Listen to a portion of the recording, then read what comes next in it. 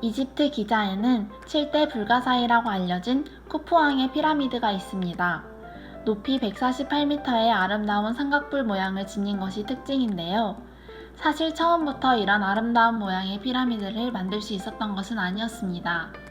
쿠프왕의 피라미드는 경사각 51도의 깔끔한 선으로 만들어진 피라미드이지만 각도를 더 높여 쌓으려다가 피라미드가 하중을 견디지 못하자 중간 지점부터 경사각을 줄인 울퉁불퉁한 굴절 피라미드 같은 실패한 피라미드를 만들기도 했습니다.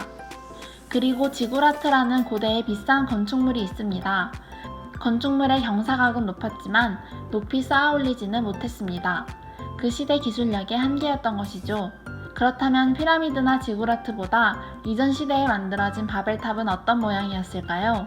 우리가 흔히 보는 바벨탑의 상상도와 같았다면 굴절 피라미드 같은 실패작이 되었을 것이라 생각합니다. 또 유럽에 있는 판테온이라는 만신전을 본 적이 있습니다. 판테온은 둥근 돔 형태의 건축물인데요. 높고 둥근 모양을 내기 위해 천장은 무척 얇고 가벼운 물질로 구성되었습니다. 현대에는 기술이 발달하여 초고층 주거용 건축물이 만들어지고 있습니다. 그 기준은 세 가지인데요. 높이가 100m 이상일 것, 주거용일 것, 주거용 면적이 바닥 면적의 85% 이상일 것. 쉽게 말하면 초고층 주거용 건축물은 100m 이상 되는 8등신의 주거용 건물이어야 한다는 것입니다. 피라미드는 내부 공간이 거의 없어 주거용이 아니고 바닥 면적 또한 높이보다 길어서 8등신이 되지 않기 때문에 현대 초고층 건물의 기준에 부합하지 않습니다. 지구라트와 바벨탑의 상상도 역시 이 기준들에 부합하지 않습니다. 그렇다면 인체의 골격은 어떠할까요? 인체의 골격에는 초고층 건물보다 더 뛰어난 기술이 들어가 있습니다. 8등신인 사람은 작은 바닥 면적에 비례했을 때 높이가 85% 이상이며 몸 안에는 장내 미생물, 폐, 심장 등을 안전하게 보관하고 있기까지 합니다. 또한 두개골의 무게는 평균 5kg 정도로 전체 체중의 7에서 8%를 차지하는데요. 인체 골격을 건물과 비교한다면 빌딩 최상부에 아주 무거운 센터를 올려놓은 것과 같습니다. 앞서 말한 판테온과는 상반된 구조이지요. 더군다나 인체는 고정된 건물이 아니라 움직일 수 있어야 하기에 초고층 건물과는 비교할 수 없는 기술력이 필요합니다. 많은 사람들이 인체라는 잘 만들어진 건축물을 망가뜨리며 살고 있습니다. 특히 대부분의 현대인들이 거북목 증상을 보이는데요.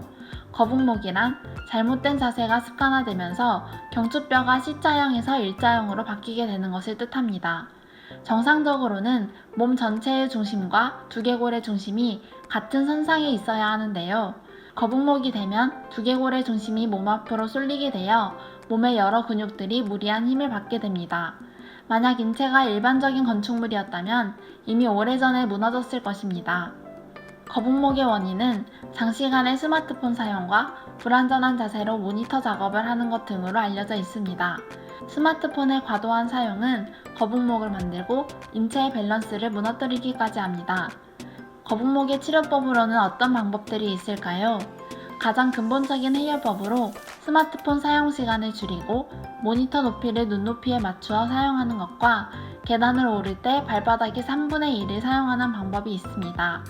발바닥 앞쪽 3분의 1을 사용하게 되면 종아리 근육이 발달하게 되고 종아리 근육이 발달하면 앞 허벅지 근육 또한 발달하게 되어 엉덩이 근육, 복부 근육, 승모근이 차례로 밸런스를 되찾아 거북목이 고쳐지게 됩니다. 설거지를 할 때 발 뒤꿈치를 드는 운동을 하거나 장시간 책상에 앉아 공부 또는 독서를 할 때 중간중간 스트레칭을 해주는 것 또한 거북목 치료에 도움이 됩니다.